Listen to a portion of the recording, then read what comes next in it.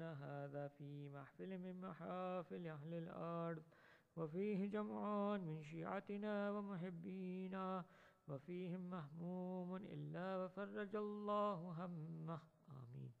ولا مغموم إلا وكشف الله غمه، آمين. ولا طالب حاجة إلا وقضى الله حاجته، آمين.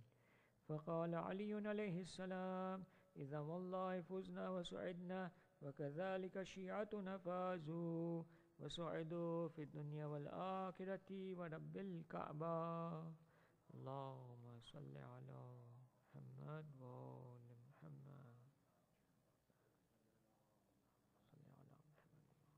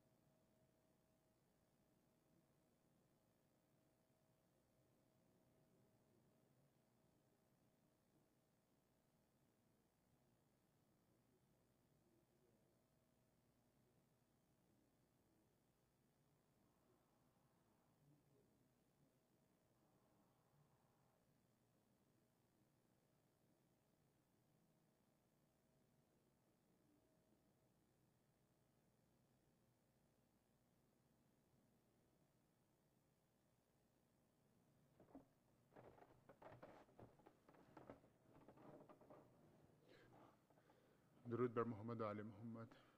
اللهم صل علی محمد و آل محمد. سو رہے ہیں سب میرے والی و دلبر ریت پر، سو رہے ہیں سب میرے والی و دلبر ریت پر.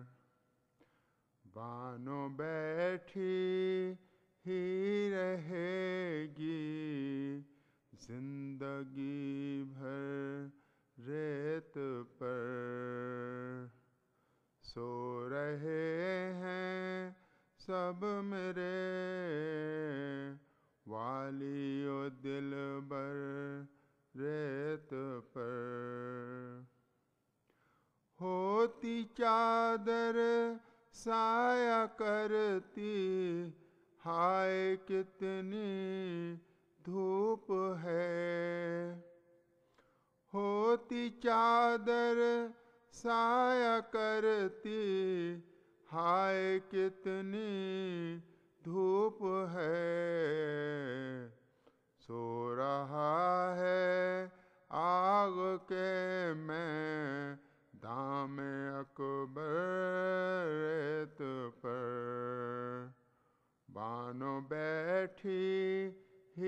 رہے گی زندگی بھر ریت پر.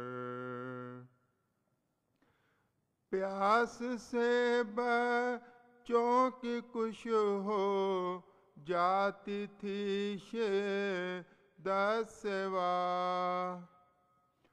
پیاس سے بچوں کی کچھ ہو جاتی تھی شدت سوا. پھینکتے تھے جب عدو پانی دکھا کر ریت پر. پھینکتے تھے جب عدو پانی دکھا کر ریت پر. جھولا تیرا جل گیا تو کیا ہوا ہے میرے لال. جھولا تیرا جل گیا تو کیا ہوا ہے میرے لال. لوریاں دوں گی تجھے جا لٹا کر ریت پر.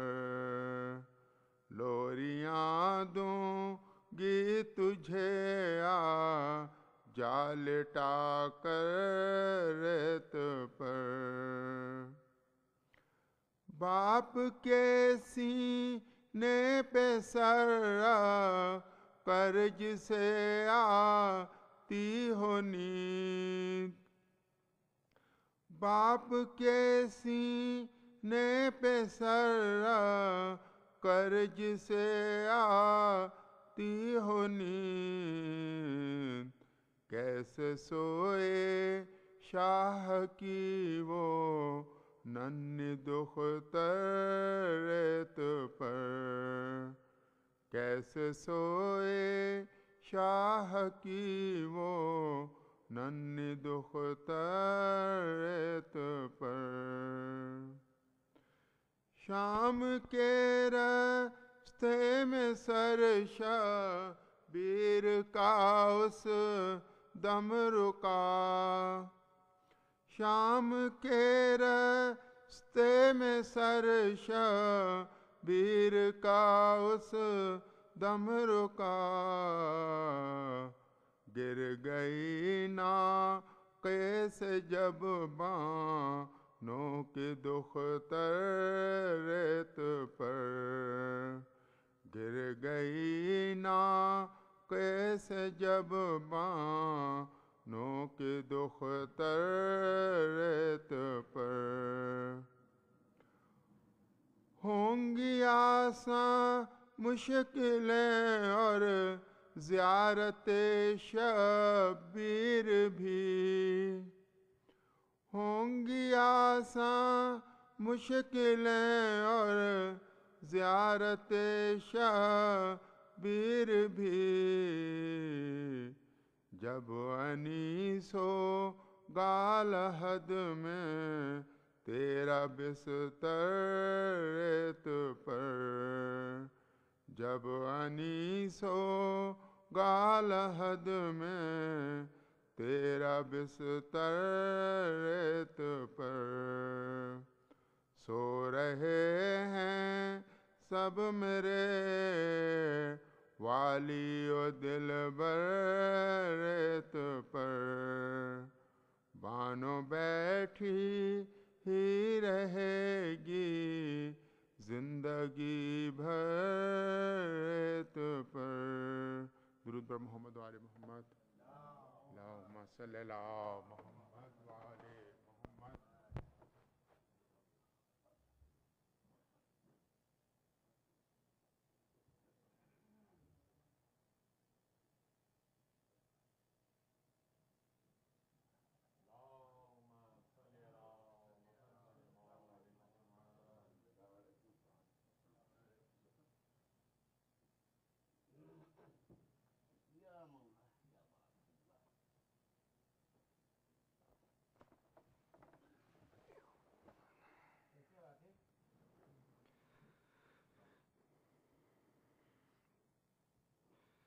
صلوات.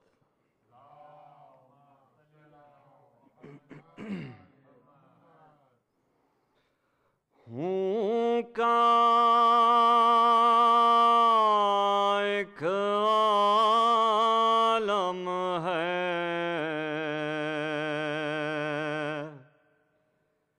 دشت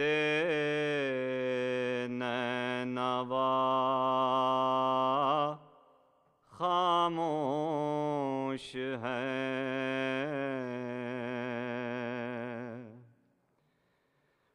جل چکے خیمے شہیدی کے فضا خاموش ہے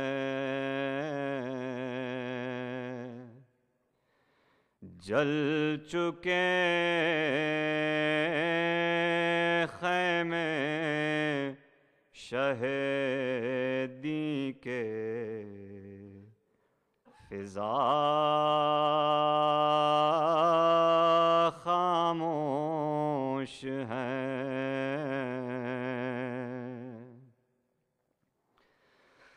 محو حیرت ہوں زمانہ کس قدر ہے سنگ دل محو حیرت ہوں زمانہ کس قدر ہے سنگ دل سن رہا ہے کربلا کا واقعہ خاموش ہے جل چکے خیمے شہیدی کے فضا خاموش ہے غش میں ہے بیمار لب کو تاب گویائی کہاں غش میں ہے بیمار لب کو تاب گویائی کہاں چھن رہی ہے سر سے زینب کے ردا خاموش ہے جل چکے خیمے شہیدی کے فضا خاموش ہے یا الہی کون سی قوت دل زینب میں ہے یا الہی کون سی قوت دل زینب میں ہے دیکھ کے بچوں کو شہادت کی دعا خاموش ہے جل چکے خیمے شہیدی کے فضا خاموش ہے رو تو لے کھل کر ذرا اکبر کو مہٹ جائیے رو تو لے کھل کر ذرا اکبر کو مہٹ جائیے شاہدی پا سے ادب سے مامتا خاموش ہے، جل چکے خیمے شہیدی کے، فضا خاموش ہے۔ ہر قدم پر ہے جو بھائی کی وصیت کا خیال، ہر قدم پر ہے جو بھائی کی وصیت کا خیال، تازیان کھا کے بلتے مرتضیٰ خاموش ہیں، جل چکے خیمے شہیدی کے، فضا خاموش ہے۔ خون میں ڈوبی ہوئی ہے صبت پیغامبر کی لاش، خون میں ڈوبی ہوئی ہے صبت پیغامبر کی لاش، کشتی امت بچا کرنا خدا خاموش ہیں، جل چکے خیمے شہیدی کے، فضا خاموش ہے۔ کیا کریں کس دل سے دے شبیر مرنے کی رضا، کیا کریں کس دل سے دے شبیر مرنے کی رضا، سر جھکائے سامنے بھائی کھڑا خاموش ہے، جل چکے خیمے شہیدی کے، فضا خاموش ہے۔ آ رہی ہے آتش کی خیمہ شہ سے صدا، آ رہی ہے آتش کی خیمہ شہ سے صدا، سر کٹائے گھاٹ پر سقا پڑا خاموش ہے، جل چکے خیمے شہیدی کے، فضا خاموش ہے۔ میں نے جب پوچھا بتا کیا ہے وفا کی انتہا، میں نے جب پوچھا بتا کیا ہے وفا کی انتہا، کہہ کے یا عباس تاریخ وفا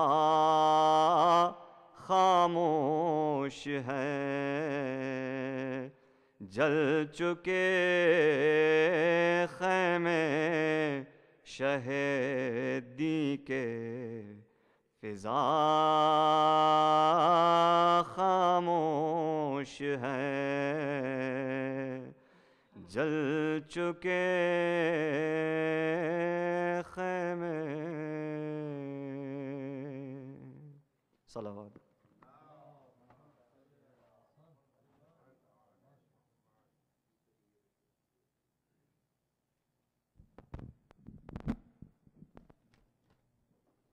اور مومن آپ سے گزارش ہے کہ 5 دفعہ دعائے شفا پڑھ کے خصوصی طور پہ ڈاکٹر سلمان ترابی کے لیے اور اس میں جتنے بھی مریض ہیں سب کی جلد صحت یابی کے لیے پڑھ لیجیے.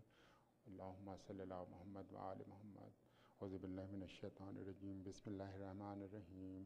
امن یجیب المضطر اذا دعاہ ویکشف السوء. امن یجیب المضطر اذا دعاہ ویکشف السوء. امن یجیب المضطر اذا دعاہ ویکشف السوء. امن یجیب المضطر اذا دعاہ ویکشف السوء.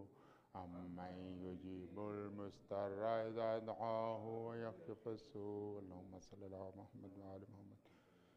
اور آپ سے التماس ہے سورہ فاتحہ کی، یہ میں مرحومین کا نام لے رہا ہوں ان کے لیے، اور اس میں اپنے تمام مرحومین کو جتنے بھی مومنین مرحومین ہیں ان کی روح کے لیے. ذاکر حسین ابن امانت علی، نور جہاں بنت غلام حیدر، مظفر رضوی ابن غضنفر رضوی، بدر النساء بنت فیض یاب کاظمی. بسم اللہ الرحمن الرحیم.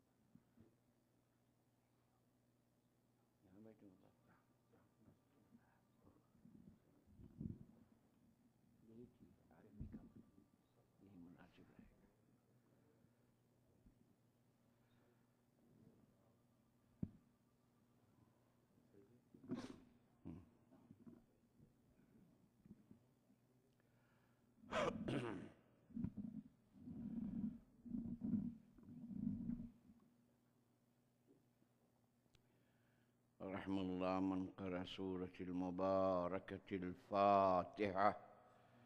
بسم الله الرحمن الرحيم. الحمد لله رب العالمين الرحمن الرحيم مالك يوم الدين. إياك نعبد وإياك نستعين. اهدنا الصراط المستقيم صراط الذين أنعمت عليهم غير المغضوب عليهم ولا الضالين. أعوذ بالله السميع العليم من الشيطان اللعين الرجيم. وبفضله بسم الله الرحمن الرحيم. الحمد لله الذي هدانا وما كنا لنهتدي لولا أن هدانا الله. ثم الصلاة والتحية والإكرام على البشير النذير والسراج المنير سيدنا ومولانا ومقتدانا وهادينا وقائدنا وطبيب قلوبنا سيد الأولين والآخرين حبيب إله العالمين أبي القاسم محمد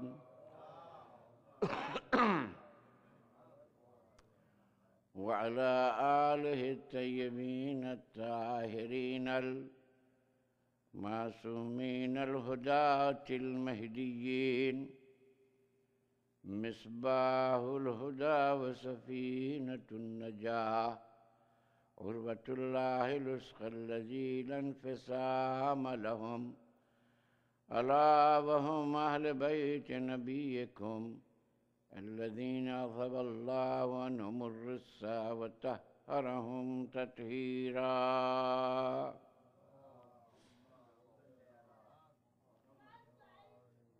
لا سيما على بقية الله الذي بقيت الدنيا ببقائه ورزق الورى بجوده، واللعنة الدائمة الباقية على أعدائهم من أول عداوتهم إلى قيام يوم الدين.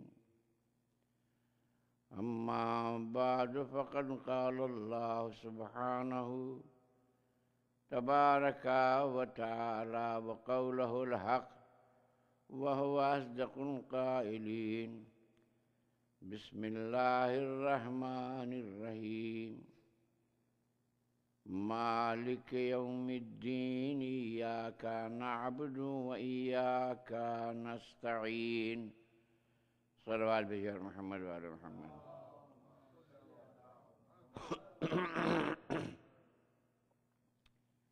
برائے خوشنودی امام زمانہ بلند تر درود بھیجیں.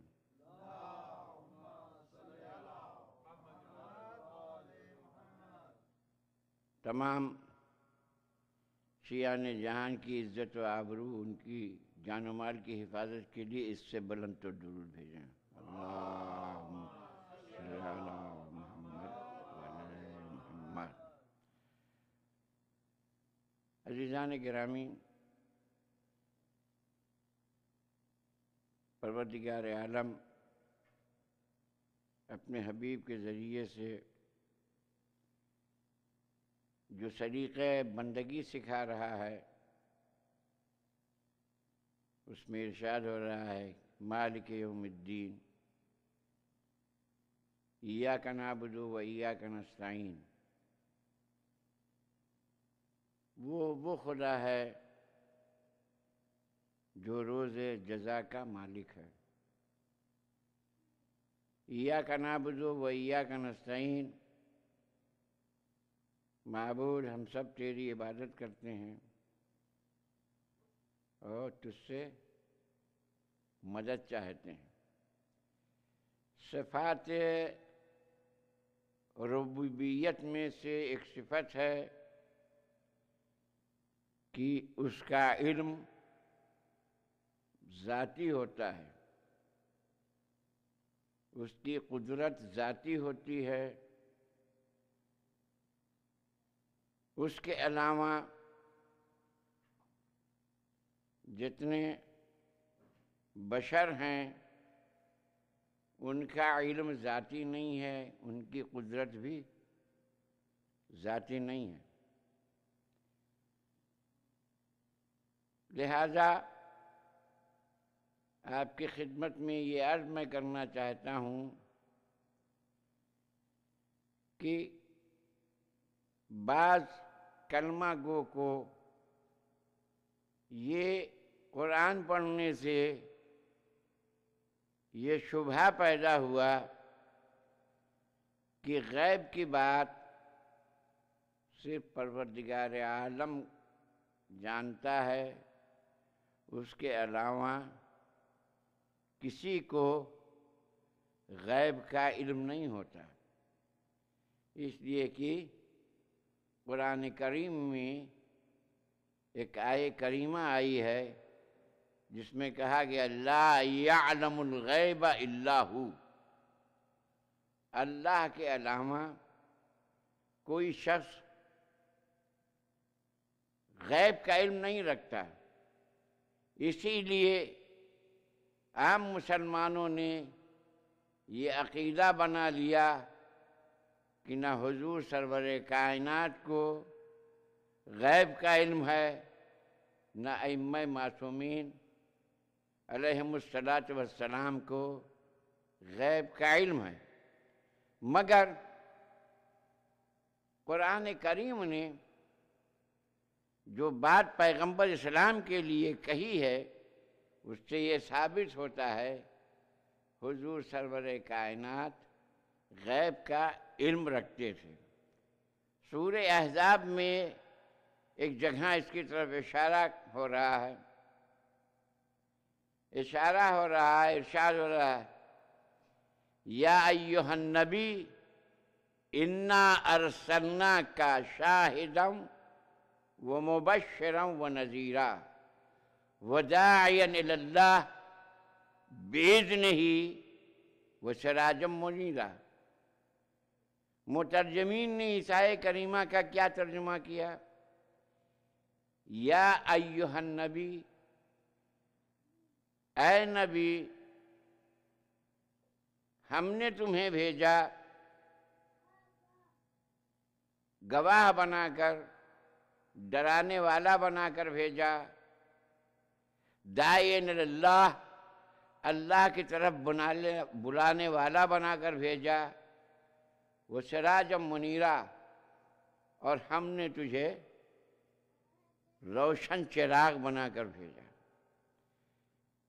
तो परवरदिगार आलम कह रहा या अय्युहन नबी, नबी का हमने तर्जुमा उर्दू में नहीं किया।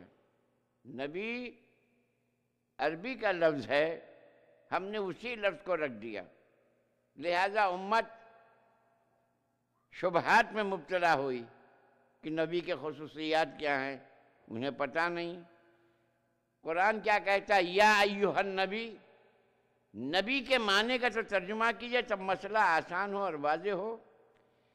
नबी का इश्तिक़ाक़ है नबा से। नबा के माने हैं खबर के, और नबी के माने हैं खबर देने वाला उन चीज़ों का कि जिससे उम्मत बेखबर है।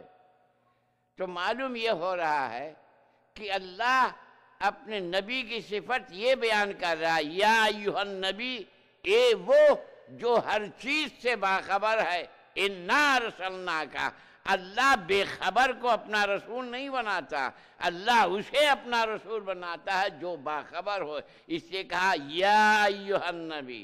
कुरान में आया है 30वें पारे में, 29वें पारे में आया है, यसअलूनका अनिन नबइल अज़ीम अल्लज़ी हुम फ़ीहि मुख्तलिफ़ून। ए पैगंबर, लोग आपसे उस अजीम खबर के मुतल्लिक़ सवाल करते हैं। तो नबा के माने खबर के, और नबी नबा से इस्म फ़ाइल है। इस्म फ़ाइल का मतलब खबर रखने वाला। तो नबी हर चीज़ की खबर रखता है। कुरान ने बताया है कि नबी की सिफत ये है कि वो हर चीज़ की खबर रखता है। सल्लल्लाहु अलैहि मोहम्मद वाले मोहम्मद।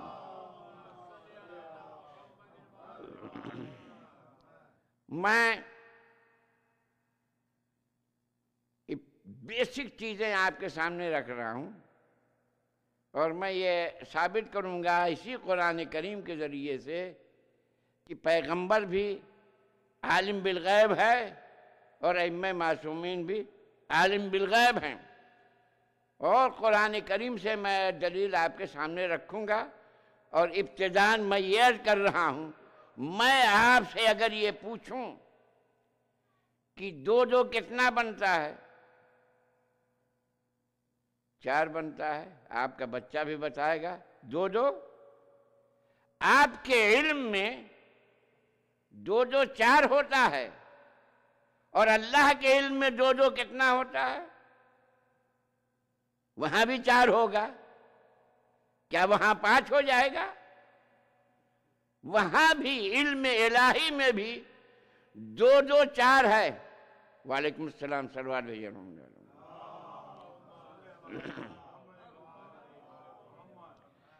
इल्म इलाही में भी 2-2 4 है। आपके इल्म में भी 2-2 4 है। खुदा के लिए आप 2-2 4 ना कहिए, 2-2 5 कहिए, वरना खुदा के बराबर हो जाएंगे। 2-2 3 कहिए, वरना खुदा के बराबर हो जाएंगे। उसके इल्म में 2-2 4 है। आपके इल्म में भी अगर 2-2 4 हुआ तो आप और अल्लाह बराबर हो जाएंगे। दुनिया कहेगी नहीं, ऐसा नहीं है। क्यों? इसलिए कि हैसियत बदली हुई है। तवज्जो चाहता हूं, उसके यहाँ 2-2 4 है। उसके पास जो है इल्म जाती इल्म है। उसके पास जो इल्म है जाती है। एक मिसाल और दे दूं। आप मौजूद हैं, मेरे सामने आप मौजूद हैं, है ना? हम मौजूद हैं, आप मौजूद हैं। खुदा मौजूद है या नहीं? क्या कहिएगा? یہی تو کہیے گا کہ خدا موجود ہے، ہم بھی موجود ہیں، تو ہم اور خدا برابر ہو گئے؟ نہیں، وہ موجود ہے واجب الوجود کی حیثیت سے، ہم موجود ہیں ممکن الوجود کی حیثیت سے، تو حیثیت بدل گئی ہے، اس لیے برابر نہیں ہوئے۔ اسی طریقے سے ایک علم ذاتی ہوتا ہے، اللہ کے پاس 2 2 4 علم ذاتی کی حیثیت سے ہے، آپ کے پاس 2 2 4 علم ذاتی کی حیثیت سے نہیں ہے، علم کسبی کی حیثیت سے ہے۔ آپ نے کسی کے یہاں تلمذ کیا، شاگردی کی، جب آپ پیدا ہوئے تھے تب کچھ نہیں جانتے تھے۔ قرآن کریم کیا کہتا ہے؟ اخرجکم من بطون امہاتکم لا تعلمون شیئا، ہم نے تمہیں ماں کے شکم سے اس عالم میں نکالا کہ تم کچھ نہیں جانتے تھے۔ تو یہ کچھ نہیں جانتا تھا، یہ کیسے جاننے لگا کہ 2 2 4 ہوا؟ تو معلوم ہوا کہ اس نے تلمذ کیا، استاد کے پاس گیا، پڑھا، تو اس کا علم ہوا کسبی، تو حیثیت بدل گئی۔ اس کا علم ذاتی ہے، اس کا علم کسبی ہے۔ اب آئیے، ذاتی علم اور کسبی علم کے درمیان ایک علم اور ہوتا ہے جس کو کہتے ہیں علم وہبی۔ علم وہبی ذاتی نہیں ہوتا، علم وہبی کسی کی شاگردی سے نہیں ہوتا، اللہ جسے چاہے عطا کرتا ہے، اس کو کہتے ہیں علم وہبی۔ اسی طریقے سے غیب کی بھی تقسیم ہوگی، ایک غیب بالذات ہے، ایک غیب بالعرض ہے۔ ایک غیب اللہ چیزوں کو، غیب کو بالذات جانتا ہے، اور کچھ ذوات ایسے ہیں کہ جن کو اللہ یہ علم ہبہ کرتا ہے، عطا کرتا ہے، علم وہبی۔ اسی طریقے سے اگر اللہ، سوال یہ پیدا ہوتا ہے کہ اللہ اپنے بعض علوم کو کسی کو ودیت کر سکتا ہے یا نہیں، ایک سوال ہے۔ اس سوال کے لیے قرآن کریم کی ایک آیت کریمہ ہے، ان اللہ علی کل شیء قدیر، اللہ ہر چیز پر قدرت رکھتا ہے، اللہ ہر چیز پر قدرت رکھتا ہے۔ ان چیزوں میں سے ایک چیز علم غیب ہے۔ تو کیا اللہ اس بات پر قدرت رکھتا ہے کہ یہ کسی دوسرے کو بھی عطا کرے؟ عطا کرنے کی قدرت رکھتا ہے یا نہیں؟ اگر نہیں رکھتا تو ان اللہ علی کل شیء قدیر غلط ہے۔ اگر رکھتا ہے تو بتاؤ کس کو عطا کیا علم غیب؟ سامنے کی بات ہے۔ اللہ جب ہر چیز پر قدرت رکھتا ہے تو علم غیب کسی اور کو دینے کی قدرت رکھتا ہے یا نہیں؟ نہیں رکھتا تو خدا نہیں، رکھتا ہے تو بتاؤ علم غیب کس کے، اللہ نے کس کے حوالے کیا؟ ہم کہتے ہیں محمد والے محمد ہیں، درود بھیجے اور محمد والے محمد۔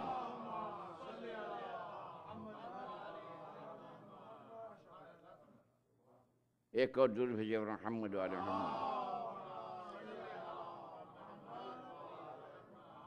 یہ تو قرآن سے ہوا، اور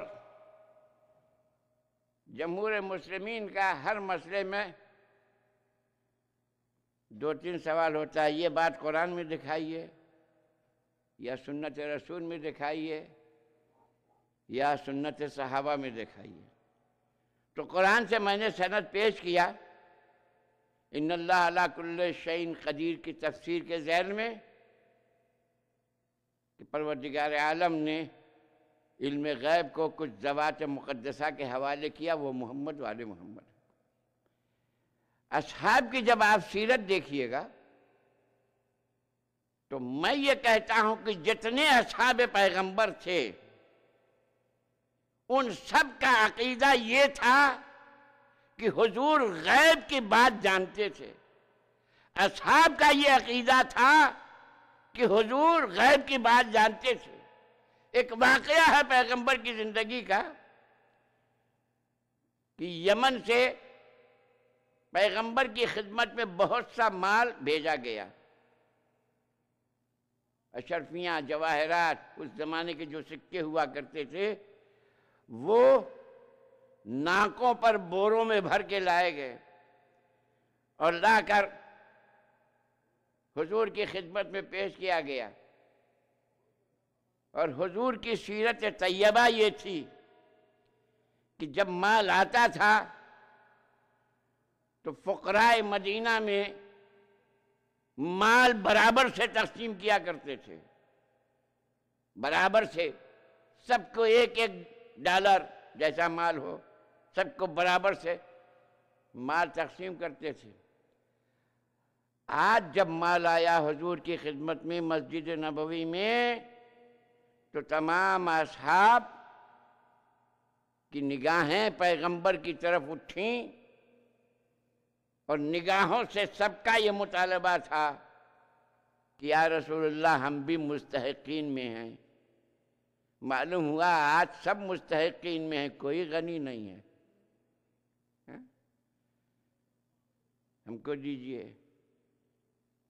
ہم کو دیجئے۔ گردنیں اٹھ رہی ہیں، یا رسول اللہ ہم سب سے بڑے فقیر ہیں، ہم کو دیجئے۔ آواز رسالت گونجی، آج مال تقسیم نہیں ہوگا، آج مال اپنی امت کے ایک فرد کو دیا جائے گا۔ جب یہ اعلان ہوا کہ یہ آج سارا مال ایک شخص کو دیا جائے گا تو مجمع میں جتنے بیٹھے ہوئے تھے سب کی گردنیں اٹھیں، ادھر سے بھی یا رسول اللہ اس شہر میں مجھ سے زیادہ غریب کوئی نہیں، ادھر بھی گردن اٹھی، یا رسول اللہ مجھ سے زیادہ کوئی غریب نہیں، گردنیں اٹھ رہی ہیں۔ نبی کی پھر آواز گونجی، صرف ایک شخص کو دیا جائے گا مگر شرط یہ ہے کہ وہ میرے سامنے 2 رکعت نماز پڑھ کے دکھائے۔ اب مجمع میں سناٹا چھا گیا، اب حضور کے سامنے نماز پڑھنا ہے، ظاہر ہے کتنا ہی بڑا نمازی کیوں نہ ہو، بہت پڑھا لکھا ہے بچہ ہے، لیکن جب امتحان لینے والا بہت بڑا ہو تو امتحان دینے والے کو پسینہ آ جاتا ہے، یہ فطری امر ہے۔ اب رسول کے سامنے نماز پڑھنا، سب کو پسینہ آ گیا، اب کوئی نہیں تیار ہے، سب سناٹے میں۔ تو ایک شخص اس میں جرأت کر کے بولا، یا رسول اللہ میں 2 رکعت نماز پڑھنے کے لیے تیار ہوں، مجھے مال ملے گا؟ کہا نہیں، ایک شرط ہے۔ کہا کیا شرط ہے؟ کہا شرط یہ ہے کہ جب تم نماز پڑھو گے تو حالت نماز میں دنیا کا خیال نہ آئے، ایسی نماز میرے سامنے پڑھو کہ حالت نماز میں دنیا کا خیال نہ آئے۔ اب اور سناٹا ہو گیا، کوئی نہیں۔ کیا ممکن ہے بشر کے لیے ایسی نماز پڑھے کہ کوئی خیال نہ آئے؟ اگر انسان ایسی نماز پڑھے کوئی خیال نہ آئے تو معصوم ہو جائے گا۔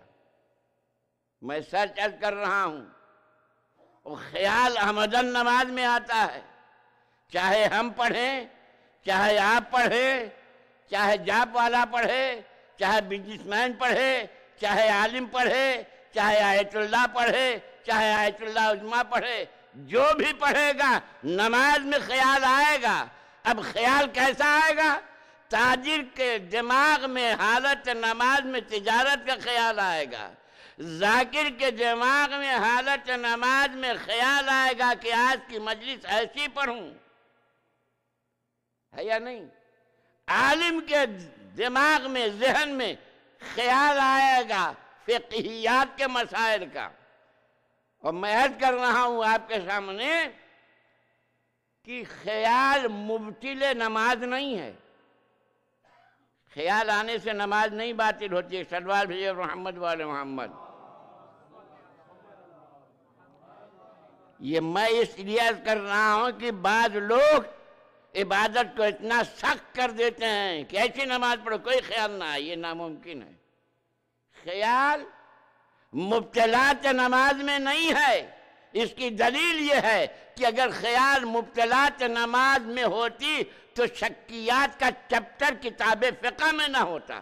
شکیات کا چپٹر بتا رہا ہے کہ خیال مبتل نماز نہیں ہے۔ صلوات بھی محمد و علی محمد۔ میں آپ حضرات کی خدمت میں دو بہت بڑے دنیا تشیع کے عالم دین کا واقعہ اس سلسلے میں عرض کر رہا ہوں۔ صاحب نہج البلاغہ علامہ شریف رضی، ان کے بڑے بھائی سید مرتضیٰ علم الہدیٰ، یہ دونوں سگے بھائی تھے۔ یہ شیخ مفید کے شاگردوں میں سے تھے۔ شیخ مفید نے خواب دیکھا، ان دونوں کی عظمت و جلالت کیا ہے۔ شیخ مفید نے خواب دیکھا کہ بی بی سیدہ تشریف لے آئی ہیں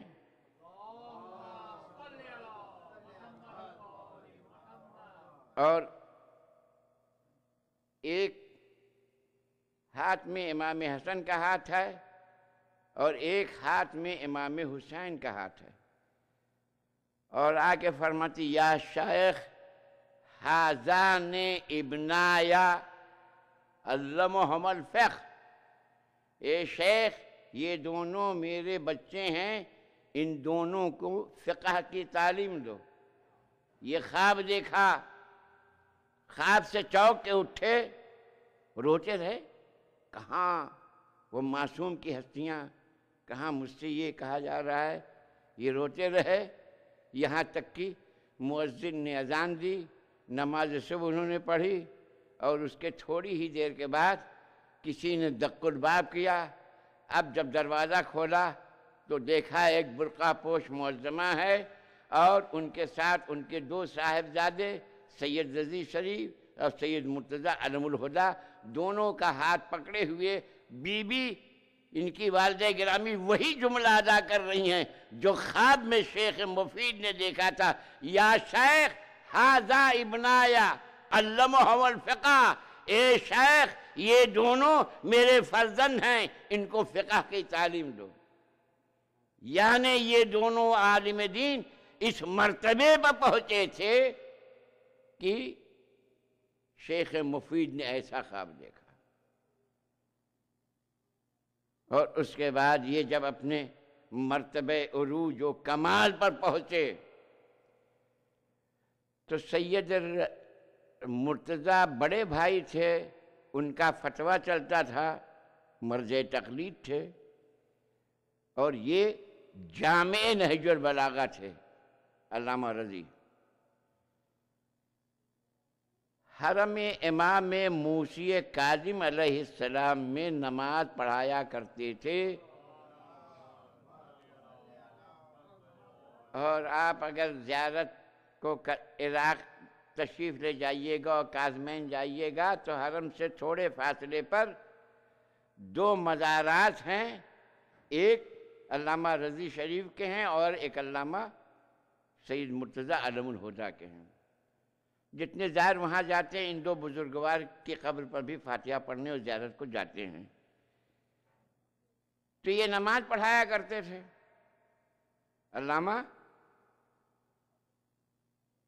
سید مرتضیٰ علم الہدیٰ، جماعت یہ پڑھاتے تھے، سید رضی ان کے پیچھے اقتداء کرتے تھے۔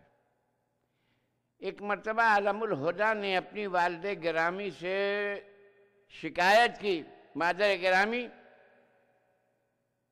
بھائی نے آج نماز باجماعت نہیں پڑھی، کہا آنے دیجئے ہم پوچھتے ہیں۔ جب آئے تو ماں نے سوال کیا، بیٹا رضی تم نے آج مغرب کی نماز باجماعت نہیں پڑھی؟ کہا نہیں، ہم نے جماعت سے پڑھی۔ تو انہوں نے بڑے بیٹے سے کہا یہ تو کہہ رہا جماعت سے پڑھی۔ کہا ہاں مادر گرامی جماعت میں تو شامل تھے مگر فرادہ نیت کی تھی. اس پائے کے عالم تھے کہ ما فی الضمیر کا علم رکھتے تھے. جب علماء کی یہ منزل ہے کہ ما فی الضمیر کا علم رکھتے ہوں تو نبی کی منزلت کتنی عظیم ہوگی. صلوات بھیجو اور محمد وآل محمد.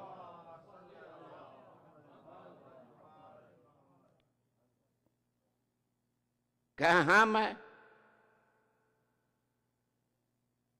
سید مرتضیٰ نے کہا کہ ہاں نماز میں تو تھے لیکن فرادہ کی نیت کی. کہا رضی تم نے فرادہ کی نیت کی؟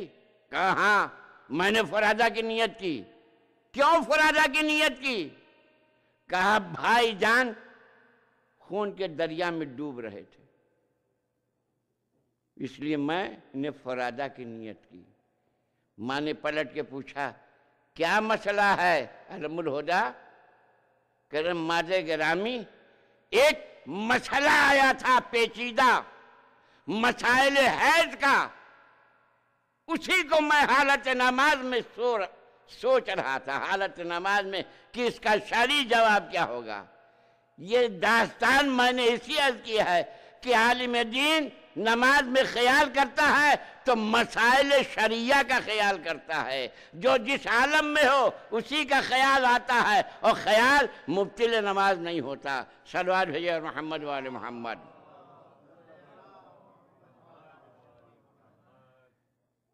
تو پیغمبر اسلام نے کہا کہ تم میں سے کون ہے جو میرے سامنے 2 رکعت نماز پڑھے بے شرطے کی دنیا کا کوئی خیال نہ آئے. اب کوئی نہیں تیار ہوا، بس ایک فرد تیار ہوا جس نے پہلی دعوت میں کہا تھا انا یا رسول اللہ، میں آپ کی نصرت کے لیے تیار ہوں. وہی اس منزل پر بھی کہتا ہے انا یا رسول اللہ، اللہ کے نبی میں ایسی نماز پڑھ سکتا ہوں کہ حالت نماز میں دنیا کا خیال نہ آئے. پیغمبر نے حکم دیا کہ علی تم نماز پڑھو، اور علی نے نماز پڑھنا شروع کی. بسم اللہ الرحمن الرحیم الحمدللہ رب العالمین. پورا قرات کیا، رکوع میں گئے، سجدے میں گئے. اب دیکھیے پیغمبر کی نگاہیں چہرے علی پر ہیں اور امت کی نگاہیں چہرے نبی پر ہیں. امت کی نگاہیں چہرے نبی پر ہیں اور نبی کی نگاہیں چہرے امامت پر ہے. تو سنت نبی کیا بنی؟ توجہ چاہتا ہوں کہ نبی کی نگاہیں چہرے امامت پر، یہ سنت بنی. تو نبی کی نگاہیں ہیں چہرے امامت پر اور امت کی نگاہیں ہیں چہرے رسالت پر. اس بنیاد پر کہ اگر علی کی نماز میں کوئی نقص پیدا ہوا تو چہرے نبوت میں اس کے آثار پیدا ہوں گے. لہذا ٹک ٹک کی باندھے ہوئے چہرے نبوت کا مطالعہ کر رہے تھے. علی کی پہلی رکعت تمام ہوئی، چہرے نبی پر کوئی تغیر و تبدل کے آثار نظر نہ آئے. دوسری رکعت قیام، رکوع، سجود، دوسری رکعت کا بھی مکمل ہوا اور چہرے نبی پر کوئی آثار تغیر و تبدل پیدا نہ ہوئے. یہاں تک کہ تشہد کوئی آثار نہیں پیدا ہوئے. لیکن جب میرا مولا سلام کی منزل پر پہنچا تو نبی کے چہرے پر ایک تھوڑا سا فرق پیدا ہوا. اصحاب خوش ہو گئے کہ ان کی نماز گئی. مگر جب میرے مولا نے نماز کو تمام کیا تو پلٹ کے پوچھا یا رسول اللہ آپ نے میری نماز کو کیسا پایا؟ کہا قیام تک آپ کی نماز بالکل صحیح تھی، دونوں سجدے تک بالکل صحیح تھی، تشہد تک بالکل صحیح تھی، مگر جب آپ سلام کہہ رہے تھے تو آپ کے دل میں خیال آیا. علی بتاؤ کیا خیال آیا؟ کہا علی نے یا رسول اللہ آپ ہی بتا دیجئے میرے دل میں کیا خیال آیا. تو پیغمبر نے فرمایا علی تمہارے دل میں یہ خیال آیا کہ یہ مال تم غریبوں میں تقسیم کر دو گے. علی نے فرمایا یا رسول اللہ بے شک یہ خیال آیا میرے دل میں، مگر آپ نے کہا تھا خیال دنیا نہ آئے. یہ خیال دنیا تو نہیں ہے، یہ تو خیال آخرت ہے. صلوات بھیجو اور محمد وآل محمد.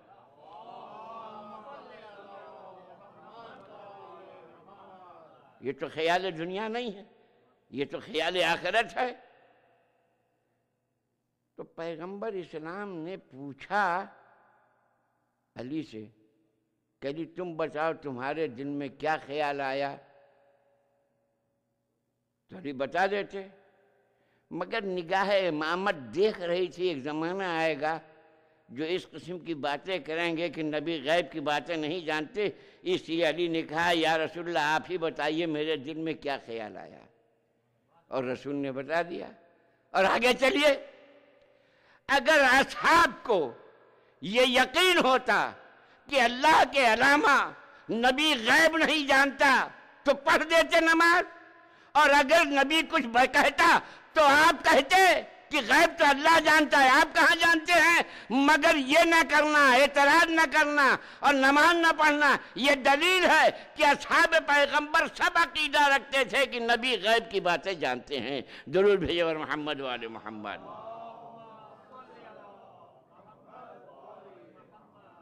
ایک اور صلوات بھیجو اور محمد والے محمد۔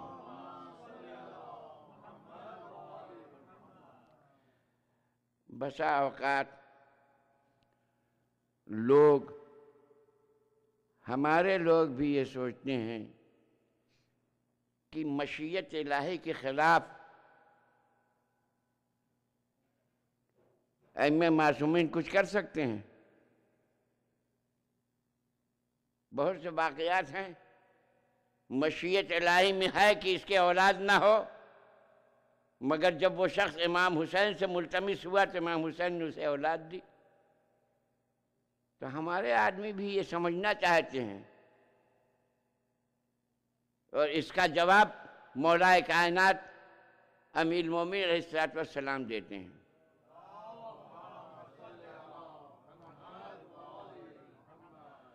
ابو ذر سلمان فارسی جو ایمان کے 10ویں درجے پر فائز بشر کے لیے اس سے اونچا اب کوئی درجہ نہیں ختم، اس کے اوپر اگر درجہ ہے تو امامت کا ہے۔ تو سلمان فارسی جو ایمان کے 10ویں درجے پر فائز ہیں، وہ مولا کائنات سے سوال کرتے ہیں۔ کیا سوال کرتے ہیں؟ اسی مسئلے کو سمجھنے کے لیے۔ اور مولا کائنات سلمان فارسی کہتے ہیں مولا آپ کی باتیں، آپ کے مسائل، آپ کے امور سمجھ میں نہیں آتے، آپ کے امور خارق العادہ جو ہیں وہ ہماری سمجھ سے باہر ہیں۔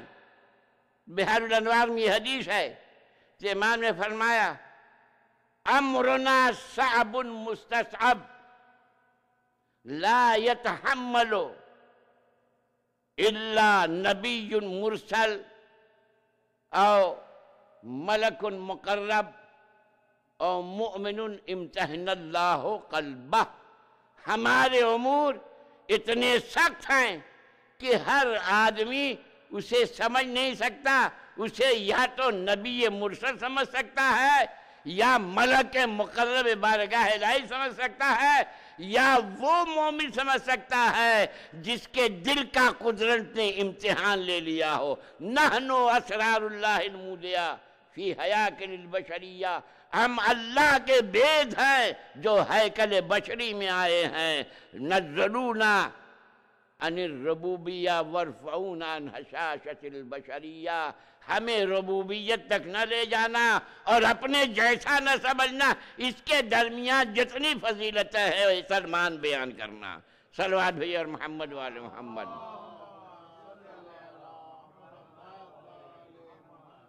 ایک اور درود بھیجیے اور محمد والے محمد۔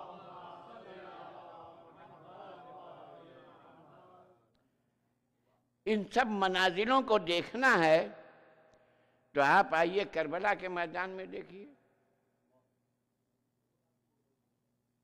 امام حسین مقام عصمت پر فائز، مقام امامت پر فائز، مقام صبر پر فائز، لیکن وہ ذوات جو امام حسین کے ہم رکاب تھے ان کی عظمت و جلالت کو دیکھیے۔ امام حسین کا امتحان کربلا میں ہو گیا روز عاشورہ، اور اس کے بعد امام حسین کے بعد امام سجاد کے امتحان کی منزل آئی، جناب زینب علیہ مقام کی منزل آئی۔ میں شام کی مجلس میں عرض کر چکا ہوں کہ شہزادی زینب کو اپنے شجاعت کا مظاہرہ نہیں ملا۔ چند مقامات ہیں جہاں زینب علیہ مقام نے اپنی شجاعت کا مظاہرہ کیا ہے، ایک دربار یزید میں اور ایک دربار ابن زیاد میں۔ جب یہ لٹا ہوا کارواں دربار ابن زیاد میں پہنچا ہے تو بی بی نے یہ کہا ظالموں سے کہ تم اپنے لشکر والوں کو حکم دو کہ وہ خاموش ہو جائیں، میں کچھ کہنا چاہتی ہوں۔ تو شمر نے حکم دیا اپنے فوجیوں کے خاموش ہو جاؤ، سب خاموش ہو گئے۔ پھر شہزادی نے کہا اے شقی،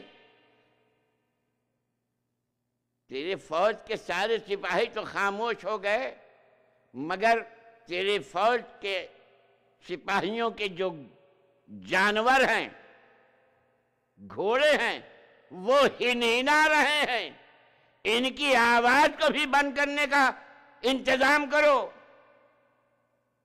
تو شمر نے مذاق اڑایا ہے بی بی کا، کہا ہم نہیں کہہ رہے تھے یہ خارجی ہیں، یہ لایانی باتیں کر رہے ہیں۔ لیکن ایک مرتبہ تاریخ بتاتی ہے بی بی نے اشارہ کیا، فاؤمت، اپنی انگلیوں سے اشارہ کیا، فانقطعت الانفس، لوگوں نے سانس لینا روک لیا، جانوروں نے بھی اپنی سانس لینا روک لیا۔ یہ ہے اقتدار آل محمد کا۔ اللہ اکبر، جانوروں نے سانس، کتنے مصائب شہزادی نے اٹھائے۔ دنیا اسلام میں سب سے معتبر تاریخ تاریخ طبری ہے۔ تاریخ طبری میں عبداللہ ابن زبیر کے واقعے کے ذیل میں ایک واقعہ لکھتے ہیں صاحب تاریخ طبری کہ جب یہ لٹا ہوا قافلہ بازار کوفہ سے گزر رہا تھا تو تماشائیوں کا بڑا مجمع تھا۔ ان مجمع میں حبیب کی زوجہ بھی تماشا دیکھنے آئی تھی۔ پتہ یہ چلا کہ زوجہ کو تو اتنا علم تھا کہ حبیب حسین کی مدد کے لیے گئے ہیں، مگر کربلا میں کیا ہو گیا اس مومنہ کو خبر نہ تھی۔ کوفے میں جو خبر حکومت کی طرف سے نشر کی گئی، معاذ اللہ ایک خارجی تھا، اسے قتل کیا گیا، ان کے خاندان والوں کو قیدی بنا کر لایا گیا، تو ساری عورتیں نکل پڑیں تماشا دیکھنے کے لیے۔ اس میں حبیب کی زوجہ بھی تھیں۔ صاحب تاریخ طبری یہ لکھتے ہیں کہ حبیب کی زوجہ اپنے فرزند عبداللہ کو ساتھ لے کر آئی تھیں، اور ایک مرتبہ عبداللہ نے اپنے ہاتھ کی گرفت ماں سے چھڑانا چاہا، ماں نے عبداللہ کا ہاتھ سختی سے پکڑ لیا، بیٹا ادھر ادھر نہ جاؤ، مجمع بہت ہے، کہیں مجمع میں تم کچل نہ جاؤ۔ ماں کی گرفت مضبوط ہوتی گئی، مگر جب بیٹا ماں کی گرفت سے اپنے کو آزاد نہ کر پایا تو ایک مرتبہ عبداللہ نے تڑپ کے کہا، مادر گرامی آپ ذرا اس گھوڑے پر نگاہ ڈالیے۔ اب ماں نے جب اس گھوڑے پر نگاہ ڈالی، کہا بیٹا کیا نظر آ رہا ہے؟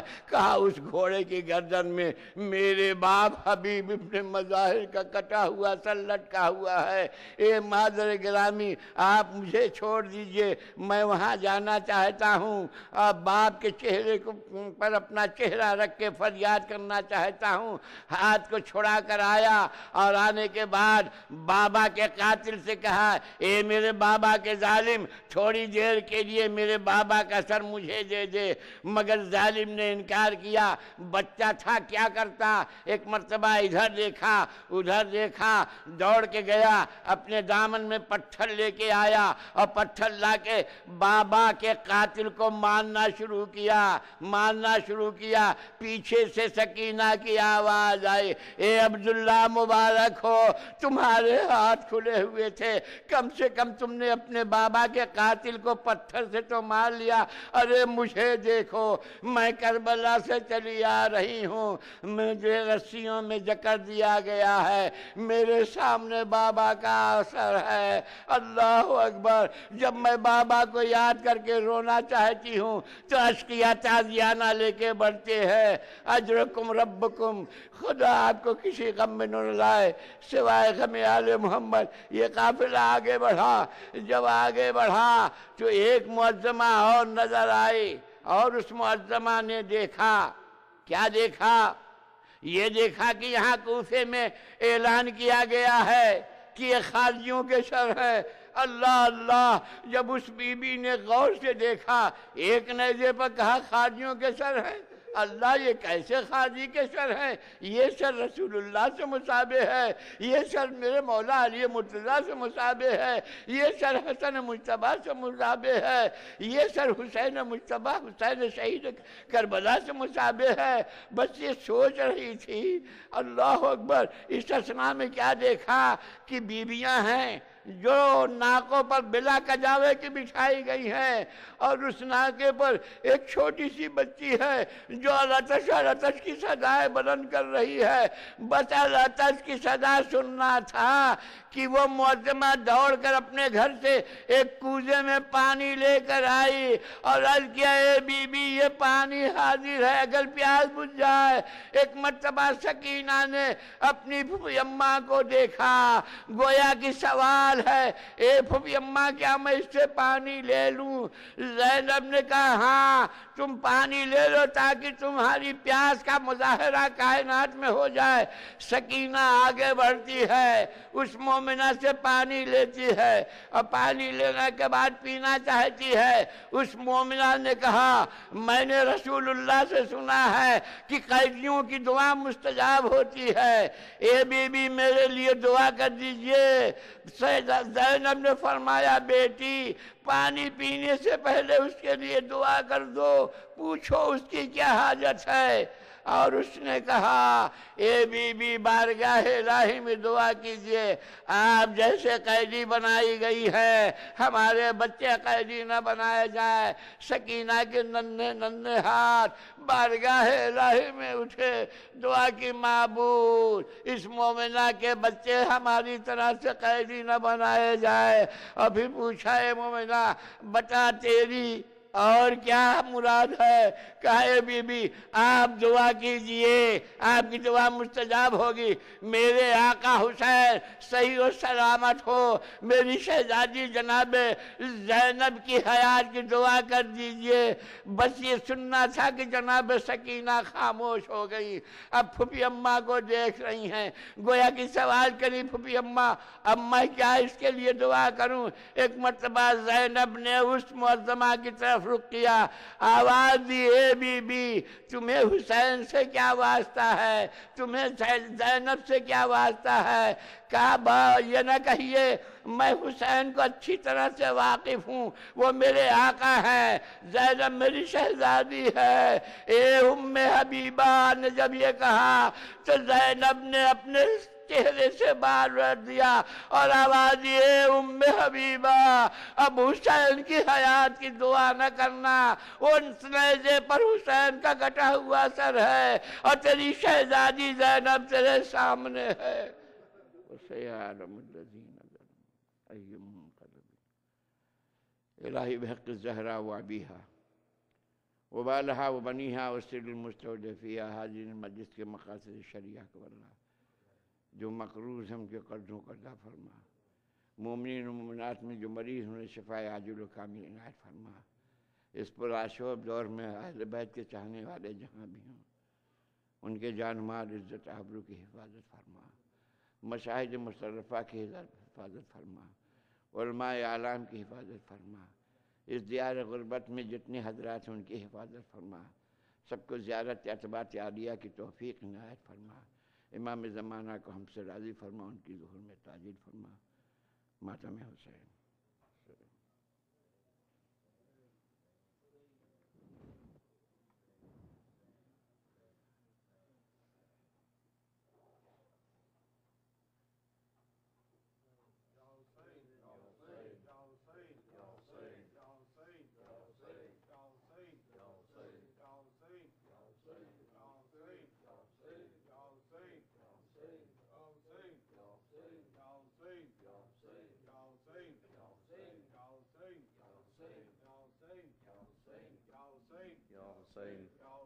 یا حسین، یا حسین، یا حسین، یا حسین۔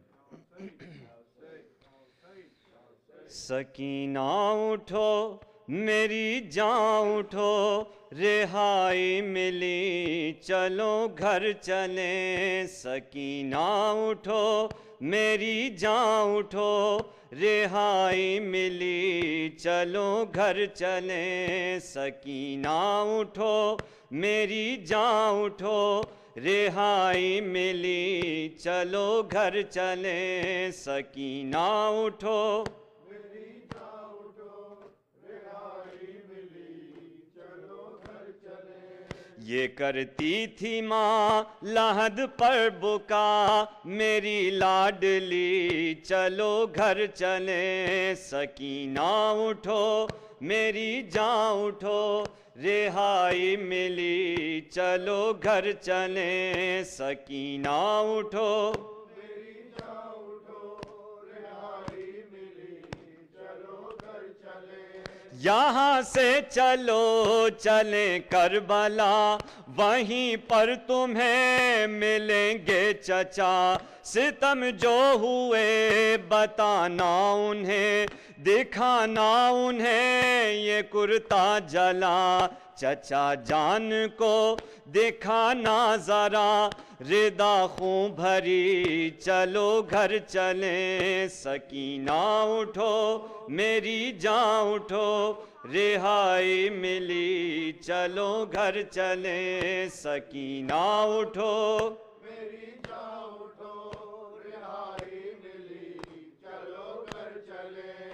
بتانا انہیں سبھی سختیاں ملی جس قدر تجھے گھرکیاں، ہماری ردا لٹی کس طرح، چھنی جس طرح تیری بالیاں۔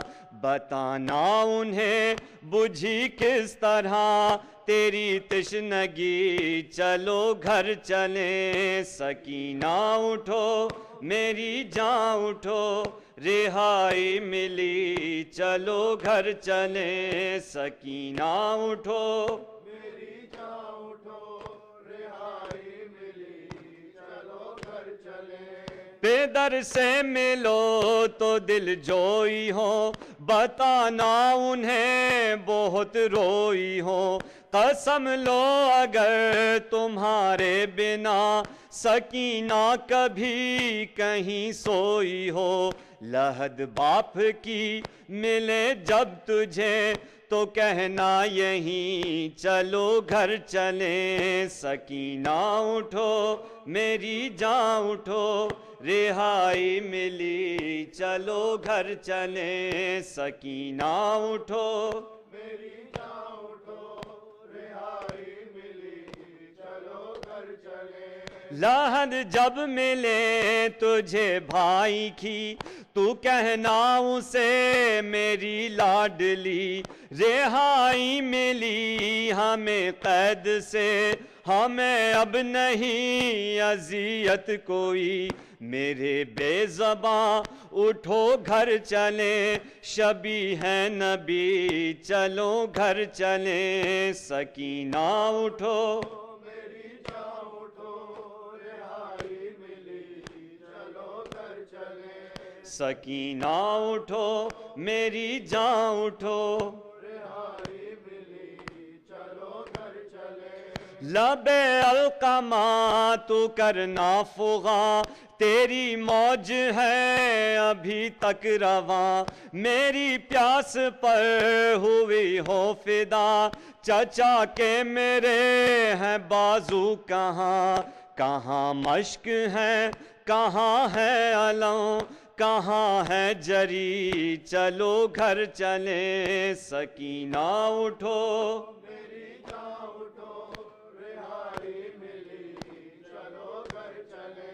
سکینہ اٹھو میری جان اٹھو رہائی ملی چلو گھر چلے نہ اب غم کوئی نہ افتاد ہے وہ زنجیر سے اب آزاد ہے پھوپھی بھی تیری تیرے ساتھ ہے تیرے ساتھ ہی وہ سجاد ہے میری غم زدہ شب غم کٹی سحر ہو چکی چلو گھر چلیں سکینہ اٹھو میری جان اٹھو رہائی ملی چلو گھر چلیں سکینہ اٹھو میری جان اٹھو رہائی ملی چلو گھر چلیں لبوں پر تیرے یہی بات تھی وطن جائیں گے کبھی ہم پھوپھی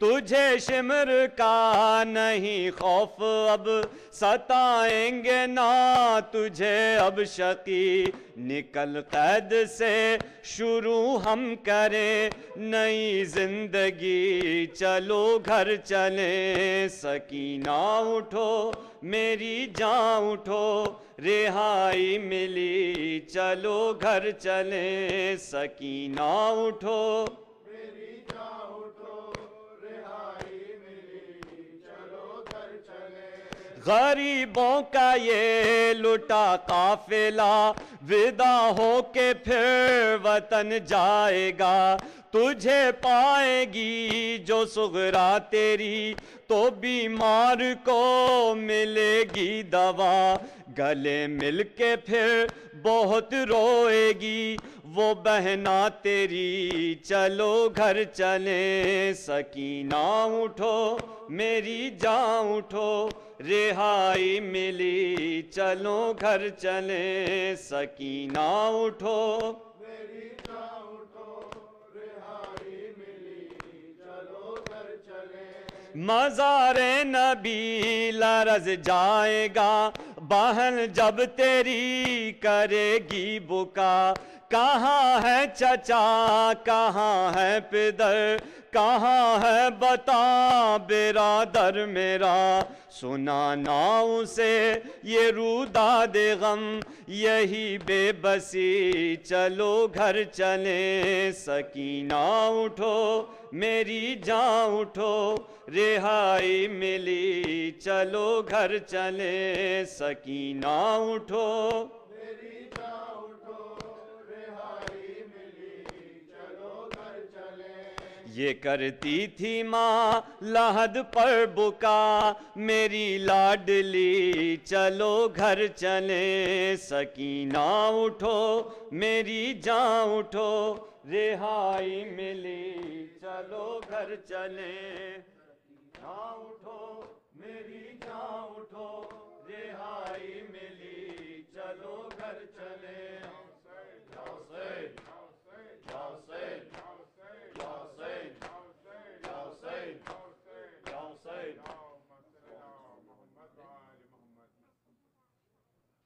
السلام علیک یا ابا عبداللہ وعلى الأرواح التي حلت بفنائك عليك مني جميعا سلام الله أبدا ما بقيت وبقي الليل والنهار ولا جعله الله آخر العهد مني لزيارتكم سب مل کے السلام على الحسين وعلى علي بن الحسين وعلى أولاد الحسين وعلى أصحاب الحسين خصوصا سيدي ومولاي يا أبا الفضل العباس يا ابن أمير المؤمنين، السلام عليكم ورحمة الله وبركاته.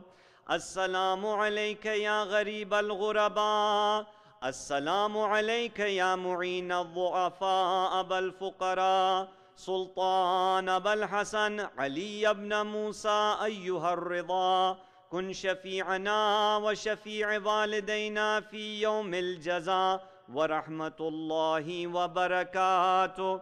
السلام عليك يا صاحب العصر والزمان، السلام عليك يا شريك القرآن، السلام عليك يا إمام الإنس والجان. الأمان الأمان الأمان من فتنة الزمان. عجل الله تعالى فرجك وسهل الله تعالى مخرجك وزهورك وجعلنا من أعوانك وأنصارك. السلام عليكم جميعا ورحمة الله وبركاته.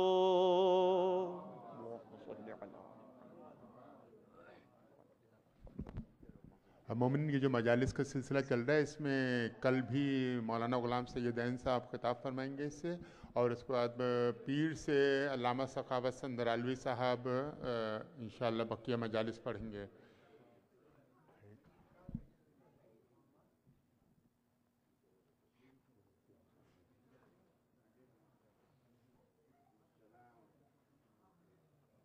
ان کے کتنے اور دن؟ کل یہاں پہ کل بی بی سکینہ کا ہے ہاں، تو ہو سکتا ہے مصائب ہو جائیں، لیکن تابوت کی جیسے آلریڈی ڈیٹ کو نکل چکا ہے. اچھا نکل چکا ہے بی بی سکینہ کا. کون سے کیا وقت ہے؟ کہاں جا رہے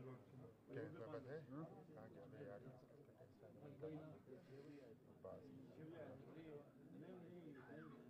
اور مومنین آپ سے گزارش ہے ایک دفعہ پھر سورہ فاتحہ اور 3 دفعہ سورہ اخلاص پڑھ کے یہ مرحومین کے میں نام لے رہا ہوں ان کے لیے، اور باقی جتنے بھی آپ کے مرحومین ہیں اور باقی جتنے بھی محبان علی مرحومین ہیں ان کے لیے سورہ فاتحہ اور 3 دفعہ سورہ اخلاص پڑھ دیں. ذاکر حسین ابن امانت علی، نور جہاں بنت غلام حیدر، مظفر رضوی ابن غضنفر رضوی، بدر النساء بنت فیض یاب کاظمی اور تمام مرحومین کے لیے. بسم اللہ الرحمن الرحیم.